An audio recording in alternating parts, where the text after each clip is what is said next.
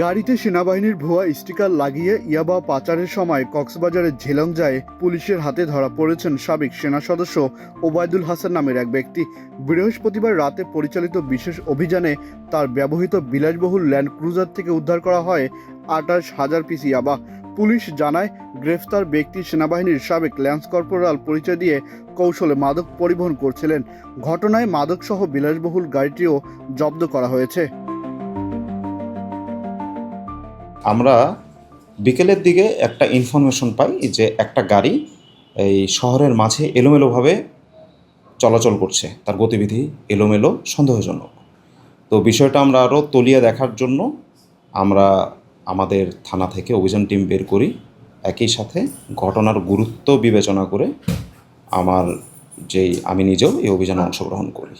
এক পর্যায়ে এই গাড়িটা দ্রুত বেগে সন্দেহজনক গতিবিধির মাধ্যমে সামনে এগিয়ে যাওয়ার চেষ্টা করলে আমরা গাড়িটিকে বাস টার্মিনালের সামনে থেকে, ওখানে কিছুটা জ্যাম ছিল, এই জ্যামের মধ্যে গাড়িটা স্লো করলে আমরা গাড়িটাকে আটক করি বলতে গাড়িটাকে থামানোর পরে আমরা তাকে জিজ্ঞেস করি যে আপনার নাম, ঠিকানা, এই সমস্ত, যে এইভাবে গাড়ি চালাচ্ছে, মানে অর্থাৎ তার পরিচয়টা আমরা নিশ্চিত হওয়ার চেষ্টা করি।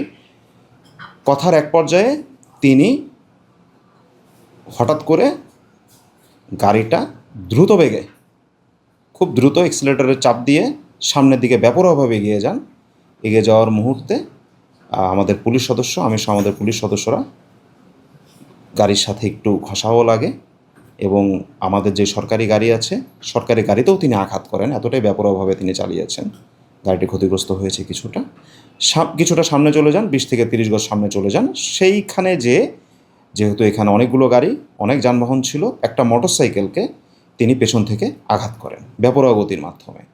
এই যিনি আরোহী ছিলেন, মোটরসাইকেলের চালক, তিনি ঘটনাস্থলে আহত হন, মোটরসাইকেলটি ক্ষতিগ্রস্ত হয় এবং তখন আমরা পেছন থেকে তাকে ধাওয়া করলে আমাদের পুলিশ সদস্যদের সাহসিকতা এবং বীরত্বের মাধ্যমে এবং জনগণের স্বতঃস্ফূর্ত অংশগ্রহণের মাধ্যমে তাকে আমরা ধরে ফেলতে সক্ষম হলে ধরার পরে, যেহেতু তার গতিবিধিটা অত্যন্ত সন্দেহজনক ছিল, তাকে আমরা বারংবার জিজ্ঞেস করি তার পরিচয়, আসার উদ্দেশ্য, তিনি কোথায় আছেন, কিভাবে করেছেন।